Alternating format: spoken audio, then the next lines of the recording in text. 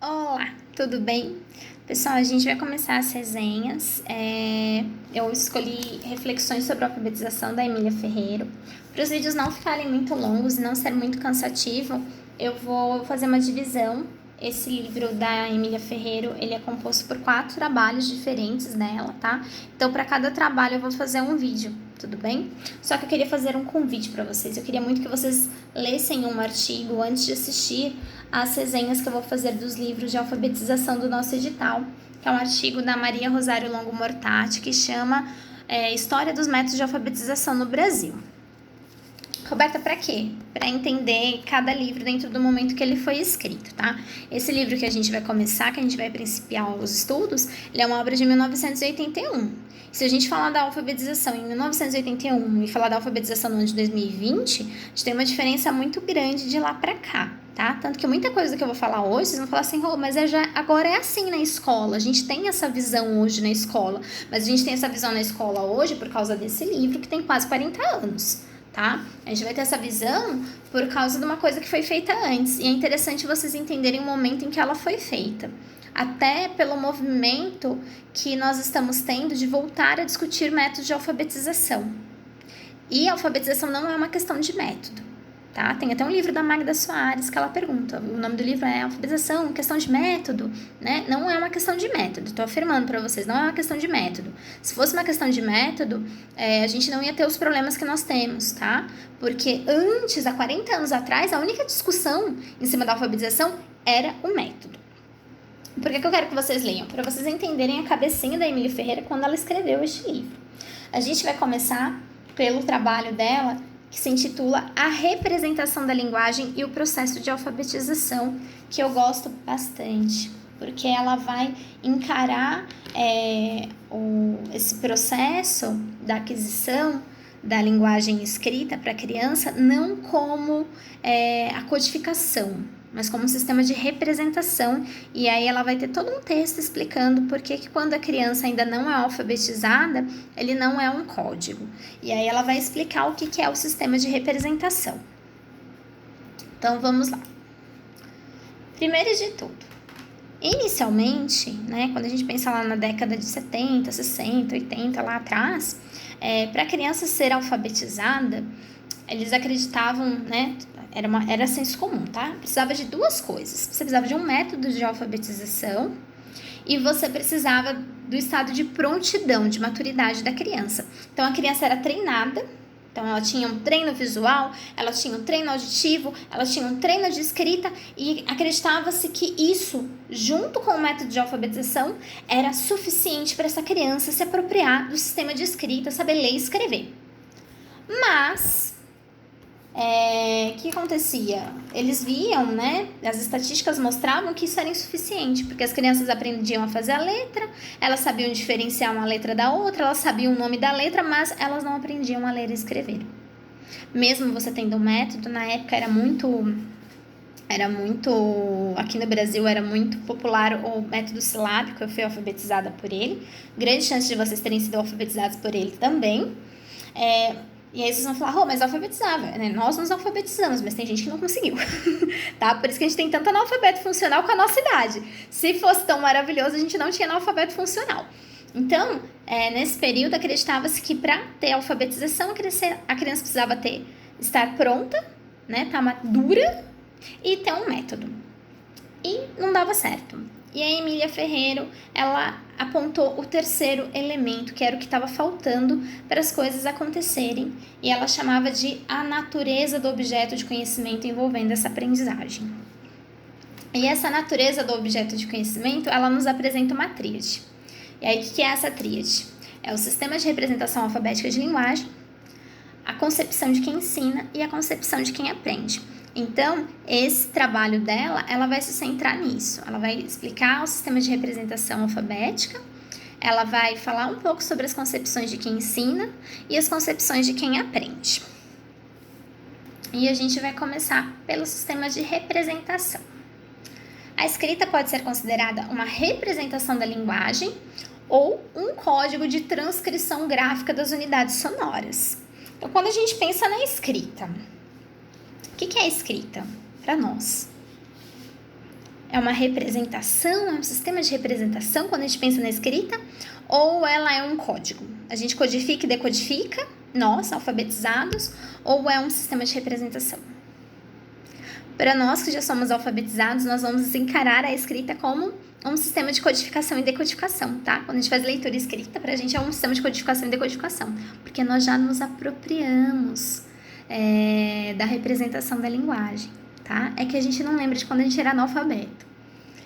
E aí ela fala o seguinte na página 14. A construção de qualquer sistema de representação envolve um processo de diferenciação dos elementos e relações reconhecidas no objeto a ser representado e uma seleção daqueles elementos e relações que serão retidos na representação. Porque assim, quando você vai fazer uma representação de alguma coisa, você não consegue, não é a coisa, você vai representar. Ela ainda dá o exemplo dos mapas. Quando você pensa no mapa, o mapa ele não é o lugar de verdade, ele é uma representação.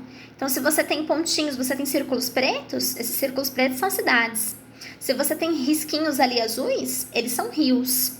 Mas se você pensar numa cidade, a cidade não é um pontinho preto. O rio, tudo bem de você fazer um risquinho ali azul e você olhar e falar, tudo bem, né? Se a água estiver limpa, vai refletir ali a cor do céu, mas você já viu uma cidade que é um pontinho preto? Mas ali no mapa, o que vai levar em consideração?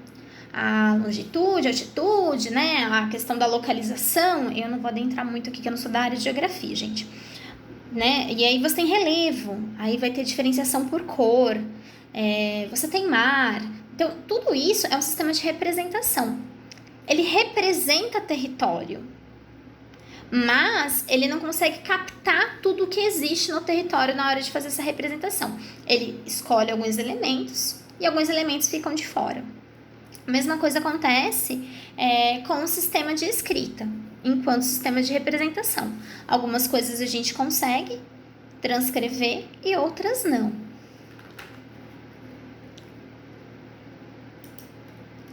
No caso da criação de sistema de representação, nem os elementos e nem as relações estão pré-determinados. Página 16, importante. Enquanto a gente pensa em código, quando a gente fala que a gente vai usar um código, o código ele já é pré-determinado. Mas quando a gente fala de representação de alguma coisa, ela não é pré-determinada, ela vai ser construída. Então, ela vai ser construída conforme você vai pensando e estipulando as regras ali, é um sistema de construção. Então, quando a gente pensa no alfabeto que nós temos hoje, ele foi feito assim do nada. Alguém chegou e falou, essa vai ser a letra A, ela vai ter som de A e é isso. Não, né? É uma invenção histórica, foi um longo processo histórico para a gente ter o alfabeto que nós temos hoje, com as regras que nós temos hoje, e histórico, milenar, passou por várias sociedades diferentes, várias civilizações, até a gente ter o que nós concebemos hoje como um alfabeto e as regras que nós temos, né? E quando nós vamos para outros territórios, as pessoas ainda têm as outras sociedades têm outros alfabetos, às vezes, né? Às vezes você vai para outro território, eles têm um outro idioma, mas eles têm o mesmo alfabeto. Então você vai para a Espanha, eles falam espanhol, mas eles usam o mesmo alfabeto que a gente. Mas se você vai para o Japão, a coisa muda. Se você vai para a Coreia, lá na Coreia eles usam Hangul, eles têm um alfabeto próprio. Então muda, é um sistema de representação. Na página 16 ainda ela fala, a invenção da escrita foi um processo histórico de construção de um sistema de representação. E aí ela chama atenção, não foi um processo de codificação. Porque como eles estavam inventando, estavam criando, e aquilo, e assim, é que a gente tem que imaginar que isso foi feito num processo muito longo, são anos e anos, quando a gente pega para estudar como que foi feito, como surgiu o alfabeto que nós usamos hoje, ou mesmo o sistema numérico, os números que nós usamos, gente, são milênios de construção, séculos e séculos, às vezes milênios, para chegar no que a gente tem, tá? E no caso da codificação, os elementos e as relações eles já são pré-determinados. Então, enquanto os nossos ancestrais estavam construindo o nosso sistema de escrita, ali era um sistema de representação. Eu e você que já somos alfabetizados, pra gente essa escrita hoje é um código, porque a gente já conhece as convenções, já conhece as regras e já sabe como utilizar. Então, pra gente é um código. Quando você tem um código, você já tem as regras pré-determinadas. E aí, o que a Emília Ferreiro defende, né? O que ela conseguiu refletir a partir desse contato com as crianças? Ela entendeu o seguinte, que enquanto a criança não foi alfabetizada, a gente não pode entender que o sistema de escrita é um código. A gente tem que entender que a criança vai fazer uma apropriação desse objeto de conhecimento. E ela vai passar por um processo semelhante ao da criação dessa representação da linguagem. Então, é como se ela inventasse a escrita. Roberta, como assim? A criança vai inventar letra, vai inventar número, vai... Não, gente, ela vai passar por um processo em que ela vai se apropriar mesmo desse conhecimento. Ela vai ter que entender que é uma representação da linguagem. Primeiro ela vai entender que é uma representação, ela vai ter um estágio, e aí a Emília Ferreira ela vai falar sobre os estágios da escrita. Eu vou entrar um pouquinho mais no próximo, o próximo trabalho dela, ele entra mais nisso, a gente vai falar mais. Mas aí a criança vai fazer uma apropriação do objeto de conhecimento. Então, ao invés da gente esperar que a criança pegue esse código, a gente tem que esperar que ela se aproprie do sistema de representação. Porque ela vai passar pelo mesmo processo dos nossos ancestrais que inventaram, que criaram esse sistema de representação. Depois que ela já tiver se apropriado disso, aí sim ela vai evoluir para a fase do código, dela entender as regras, dela fazer as construções que nós temos. E aí é bacana porque ela também cita um linguista, o pai da linguística, ela cita o Saussure, e aí ela faz uma crítica aqui, tá? A questão dos métodos, tá? Porque o que acontecia? Eles entendiam que se a criança enxergava e ela conseguia fazer a distinção visual dos signos gráficos, e se ela conseguia fazer a distinção sonora dos sons, ela estava pronta para ser alfabetizada e ela ia se alfabetizar. Isso não acontece. E aí ela faz uma análise que é a seguinte. Para o Saussure, para você ter um signo linguístico, para você ter um signo, você vai ter duas partes, a junção de duas partes. É a junção do significado e do significante. O significado é uma representação mental. E o significante é uma imagem acústica. Rô, como assim? Eu vou usar um significante e automaticamente vocês vão evocar uma representação mental de uma coisa, tá? E na hora que eu usar esse significante e vocês evocarem essa representação mental, essa união, né? Ele vai ter um signo, tá? Que é o que eu vou usar aqui. Então, celular. Quando eu falo a minha imagem acústica celular, o que vocês vão ter de representação mental? Vocês vão pensar no aparelho, que vocês podem estar usando ele para assistir o vídeo. Vocês vão pensar na selfie, nas redes sociais, na ligação, no telemarketing, no filho, no marido, no namorado, na mãe, quem vai ligar, que vocês têm o despertador. Então, assim, eu usei uma imagem acústica e automaticamente vocês vão fazer a representação. Isso é o signo linguístico. O que acontece? Quando a gente entende desde o início que a escrita é um código e a gente impõe para a criança a escrita como código e nós nos apropriamos de um método e a gente começa a ensinar para a criança a escrita enquanto código de transcrição de unidades sonoras em unidades gráficas, a gente vai dissociar o significante do significado. A gente vai destruir o signo sonoro. Por isso que a criança tem tanta dificuldade. Porque primeiro ela tem que fazer uma apropriação da representação para depois ela poder ir para a codificação. E às vezes a gente vai tentar fazer isso antes dela estar pronta, tá? Antes dela, não pronta no sentido de prontidão, de ela reconhece o som e ela sabe traçar a letra. Pronta no sentido de ter construído alguns conhecimentos em cima desse sistema de representação. Então, o que a gente vai fazer? Por que ela fala que o código de transcrição, ele vai dissociar o significante do significado? Porque quando a gente pega e faz assim, celular,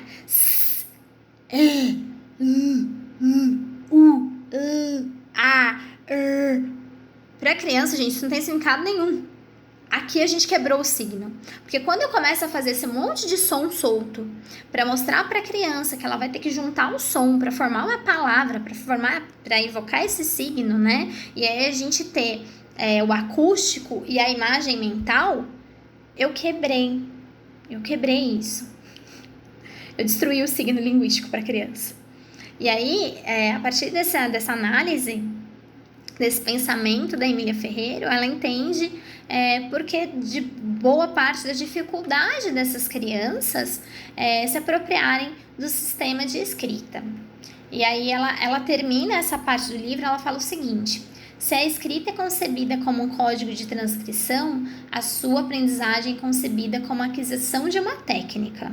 Então, você ensina a técnica para a criança. Você vai ensinar, dentro das famílias silábicas, você vai ensinar um monte de famílias silábicas ali, você vai aumentando, e aí você vai ensinando ela a montar como se fosse um quebra-cabeça. Se você está usando o método fônico, mesma coisa, você vai ficar fazendo som, e ela vai ficar tentando transformar aquele som numa unidade gráfica, né, numa letra. Agora, se a escrita é concebida como um sistema de representação, a sua aprendizagem se converte na apropriação de um novo objeto de conhecimento. E é isso que ela vai estar defendendo, tá? Em todo o estudo dela, tudo que eu li dela até hoje, é isso que ela vai estar defendendo, tá? Da criança ter oportunidade de se apropriar de fato da escrita, tá? Pra gente não ter um monte de analfabeto funcional. Na parte seguinte, ela vai falar sobre a concepção da criança a respeito do sistema de escrita. Eu não vou meter muito aqui, ainda mais que o nosso vídeo está ficando longo. Nessa parte, ela vai falar sobre as produções espontâneas e sobre o saber socialmente válido. O que são essas produções espontâneas? São as escritas espontâneas da criança, tá? E aí ela fala sobre aparência gráfica, que não é garantia de escrita. Então, às vezes, a criança faz um monte de letrinha, ou até ela escreve alguma coisa. Mas quando você vai ver, não é que ela escreveu, ela copiou de algum lugar. Então, se ela copiou de algum lugar, não é escrita espontânea, tá? Quando que vai ser uma escrita espontânea? Quando ela começa a se apropriar desse sistema de representação e ela começa a criar, digamos assim, a sua própria escrita. A Emília Ferreiro, né, a partir do estudo, e aí aqui tem, se vocês tiverem a oportunidade de ler o livro, tem vários exemplos mesmo, você vai vendo a evolução, diferentes fases da escrita. As primeiras escritas infantis aparecem como linhas onduladas ou quebradas, contínuas ou fragmentadas, ou uma série de elementos repetidos. Então, quando a gente está lá na educação infantil e a criança pega e faz assim, ó. Tia, eu escrevi eu te amo. Vocês já viram isso? Ou então a criança faz assim, ó. Tia, eu escrevi de letra de mão. Faz uma onda do mar, é uma letra de mão. A criança está num sistema de apropriação da escrita. Eu não vou adentrar muito nessa parte agora, porque eu vou falar mais sobre isso no próximo vídeo. Por último, a Emília Ferreiro vai falar sobre as concepções de quem ensina. E aqui, gente, é muito legal, porque ela fala assim, ó. Até então, as práticas alfabetizadoras eram centradas no método, né? Então, tinha aquela competição, digamos assim, entre os métodos analíticos e sintéticos, o método fonético e o método global. Não havia uma consideração pela concepção da criança sobre o sistema de escrita. Então, o professor era detentor de saber, você precisava de um método para ensinar, e ninguém pensava sobre o que a criança pensava sobre a escrita.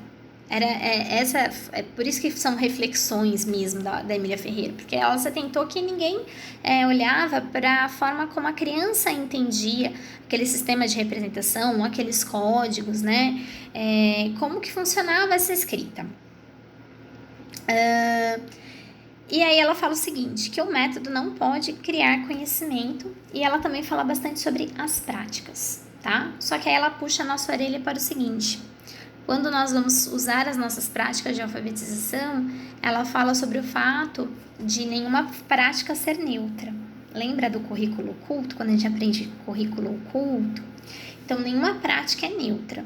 Você pode ter práticas de alfabetização que deixam essa criança excluída, ela não participa do processo, ela é só uma receptora, e é aqui que ela fala sobre a tábua rasa, né? Quando a gente ouve na faculdade, parece um negócio meio estranho, é aqui que ela vai falar sobre a tábua rasa e da criança como uma receptora. Ela é um ser passivo, ela tá ali apenas para aprender. Ou você pode ter práticas que envolvam a criança na aprendizagem de fato. E o que ela fala? Que as práticas têm um efeito mais durável a longo prazo no domínio da língua escrita do que os métodos em si. Então, se nós temos práticas que são práticas relevantes, a criança a longo prazo ela vai ser importante para ela. Se nós temos práticas em que nós tiramos elas de dentro do processo, ela vai entender que ela não está dentro daquele processo. Então, ela ressalta bastante as práticas, tá? E aí, ela vai falar das 3 dificuldades do profissional de ensino na hora de olhar para a alfabetização da criança, né? Na hora de conceber o processo de alfabetização. A primeira é a visão do adulto já alfabetizado do sistema de escrita. Porque é o que eu falei, para nós adultos, o sistema de escrita, ele é um código, ele não é um sistema de representação.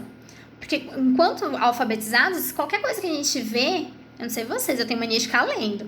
Então, tudo que você pega na mão, você começa a fazer a decodificação, você vai fazer leitura, né? Ou você vai fazer escrita. Qualquer coisa que você está escrevendo, você está anotando. Por quê? Porque você já se apropriou do código. Então, essa é uma dificuldade, porque quando você olha para uma pessoa que não aprendeu a ler e escrever, ela não vai ter essa relação que nós temos com a linguagem escrita. E aí tem um problema, a gente não consegue pensar como essa pessoa, porque nosso cérebro já está diferente, ele já mudou. Então, a gente não consegue alcançar como é não saber ler e escrever mais, porque isso já está dentro da gente. Então, a gente não consegue pensar no sem ler e escrever. Segunda, confusão entre escrever e desenhar letras. O que quer dizer isso? Às vezes, a criança pega e ela copia. A gente tem criança copista. Então, a criança tá lá e ela viu alguma coisa e ela vai ficar espelhada. E ela faz as letras todas bonitinhas. Ela copia. Ela tá desenhando a letra. Para a criança escrever a letra, ela tem que entender que aquilo é uma letra. Ela tem que colocar um significado para aquilo. Então, ela vai usar uma letra para escrever alguma coisa. E essa é uma diferença que os professores naquela época eles não tinham muito. Que você tinha muita criança copista. Porque como era uma preocupação muito grande com a forma, com o direcionamento da escrita e com as letras estarem legíveis, né? Nossa, tinha que fazer caderno de caligrafia, porque tinha que ficar com a letra bonita, redonda. Você tá criticando isso? Gente, não é uma crítica à prática da caligrafia, tá? A gente tem que realmente ter uma caligrafia que seja legível, porque senão a outra pessoa não entende. Mas era centrado nisso e não tinha uma preocupação com o que a criança estava aprendendo, nem como ela estava aprendendo, porque era centrado só nesse desenho da letra e não na apropriação da criança do sistema de escrita. E por último, a redução do conhecimento do leitor ao conhecimento das letras e seu valor sonoro. Então a criança aprendia o alfabeto, aprendia os sons, né, as famílias silábicas, e você achava que aquilo era suficiente quando não era. Interessante. Ela conta uma situação que ela utilizava bastante, talvez vocês já conheçam, que ela fazia quando ela estava assim, com um grupo de alfabetizadores, de professores alfabetizadores. Ela pegava pequenos grupos e ela distribuía livros, revistas, artigos de jornal em outros idiomas que as pessoas não conheciam. E às vezes até com signos gráficos desconhecidos. E ela propunha para as pessoas que elas tentassem ler o que estava escrito. Ali era quase como se elas fossem analfabetas, porque elas até conheciam o código, então elas conseguiam fazer codificação e decodificação, né? Elas conseguiam fazer uma leitura, mas sem entender nada. Você conseguir fazer se for um alfabeto igual ao nosso, você consegue fazer uma codificação e uma decodificação, mas sem conseguir de fato entender alguma coisa. E aí as pessoas começavam a tentar descobrir, né, que gênero textual que era. Então eles olhavam, né, para o portador do texto, é um livro, tem figuras. Eles começavam a procurar o que tinha de comum uma coisa com a outra, e era um exercício para reflexão desses professores alfabetizadores. E aí ela fala o seguinte, deixa eu ver se eu acho.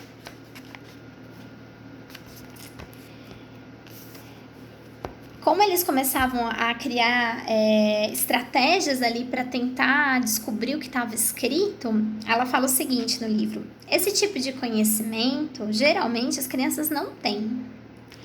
Descobriram que construir antecipações sobre o significado e tratar depois de encontrar indicações que permitam justificar ou rejeitar a antecipação é uma atividade intelectual complexa, bem diferente da pura adivinhação ou da imaginação não controlada. E aí ela fazia esse teste com os professores para eles entenderem um pouco quando a criança estava nessa fase de invenção da escrita ali, de apropriação do sistema de representação, né? Porque no próximo vídeo eu vou falar um pouco mais sobre isso, né? Quando a criança começa a olhar e falar, não, eu não posso usar sempre a mesma letra, tem que usar letras diferentes, quantidade de letras. Ah, se aqui tem figuras, aqui dá para ler. Se aqui não tem figura, não dá para ler. Se é uma palavra grande, tem muitas letras. Né? Se o que eu vou representar é algo grande, tem muitas letras. Se o que eu vou representar é algo pequeno, tem poucas letras. Esse tipo de análise que as crianças vão construindo, ele faz parte do momento de apropriação do sistema de representação. Ela não está codificando e decodificando, ela está se apropriando do sistema de representação. E aí, aqui ela também fala sobre uma outra coisa bem interessante que eu sempre ouvi muito e é um negócio que me incomoda um pouco. As pessoas falam que primeiro a criança vai ler para depois ela escrever, tá? E é uma preocupação dos professores há muito tempo. Foi uma pesquisa em país de língua inglesa, tá? E essa é uma coisa pra gente se questionar. Se é um país de língua inglesa, o idioma é diferente. E aí ela fala sobre essas pesquisas, né? E aí as pessoas falam que primeiro a criança tem que ler e aí os professores têm essa preocupação, né?